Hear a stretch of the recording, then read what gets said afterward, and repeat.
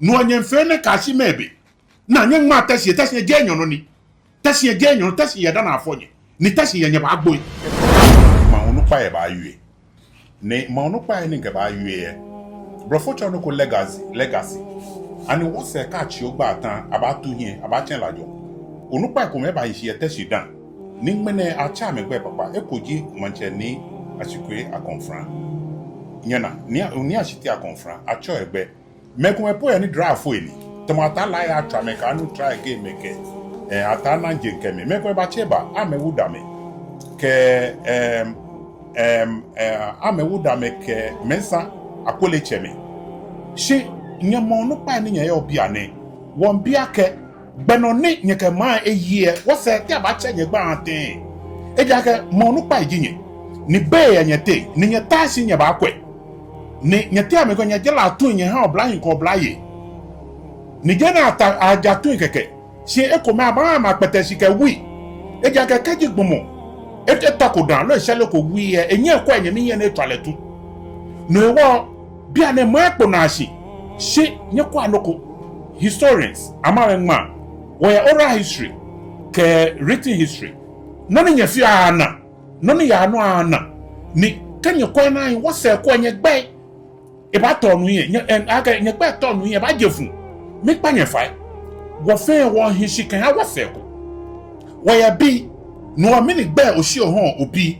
mena ka miji enye mi nkele ba pe bone ba ji e ba ji nkele ba pe bone ba ji e ba ji kaka gboy nye kwa afine na agbeme nye na yo ka wo ya man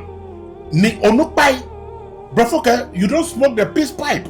nye fe ekome ne tonjole baba si mene efe macho npelen agboy afite ma agboy lanso esi ye boy no no ka miji mene o se ko e mi kabo ogbe ba laje no ka ji ogbo e bo ona ke sani wo se kwa cho gbe papa to ma cho me ko ma gbe papa posi fonyo ne ba bi e posi fo e amen wawo se kaji o te aklegbe na ehin oko e chake no wo mi panye fa mi no no nyo cho nyi me ake ba watashi ni mi ne wo ni bo miji ego o mehe najo mi no ni onupa ajo nyele ajo ni nyen bra pan ni pan ni nyen bra e affect you fe no ne affect you fe ka lo ba fite e tu emi ejo e wo ni you fe hu na ke cheme hu egme ni ai ko afi no oyo homo wopo de nche ai abu amana aka emi ni o fite ke 50 cents ke me ko me ni mi nche ake ne ka o fite ke 50 cents ke me ko ne ameye me ni finance ameye me ni support ame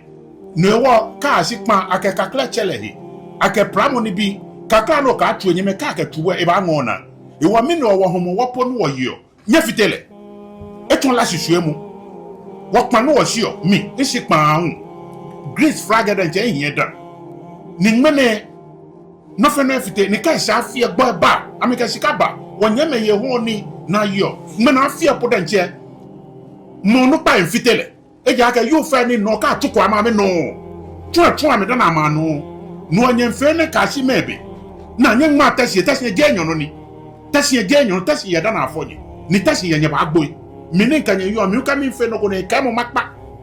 ma ba nye pele ni a nye ha ajo ni ha tasi ajo ndi e chale ne ni a pele mu miji kwa ngbo ke ya ko gbo ba wo tasi ke ya ko gbo tasi o ke ya yo mi no ha ji ajo apoponto ne ke ha ji ajo try e cha ye ko to se no no fe no ba fe o ba gbo o ba si no pele o yo ba gbo me gbo ya mete no nya ha ji ajo nya ma ni bi ai no ya wo yin keji dana fi e ba se nya bo amode nya cha nya he to nya mi no chele na tashi ko ni to ejo laba mi pa ni fa nya yo adon